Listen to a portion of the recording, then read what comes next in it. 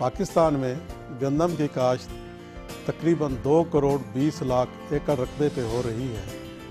इस फसल की कटाई आज भी रिवायती तरीक़ों से की जाती है। गंदम की बर वक्त कटाई और दानों का ज़िया कम करने के लिए ट्रैक्टर के साथ रीपर और थ्रेशर का इस्तेमाल फ़ायदेमंद हो सकता है, जिससे बेरोज़गार नौजवान देहात की सतह पर तकनीकी खिदमात का कारोबार बआसानी कर सकते हैं।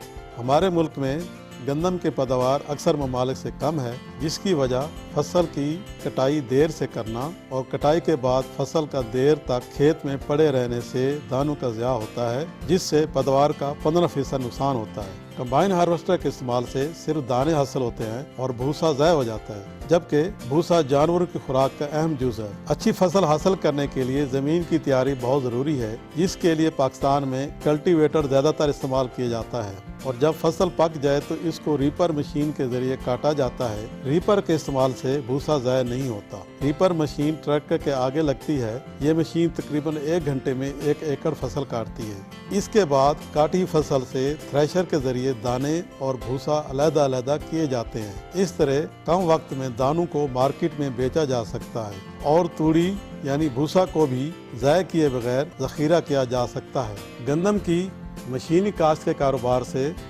तकरीबन 5 लाख रुपए सालाना मुनाफा कमाया जा सकता है।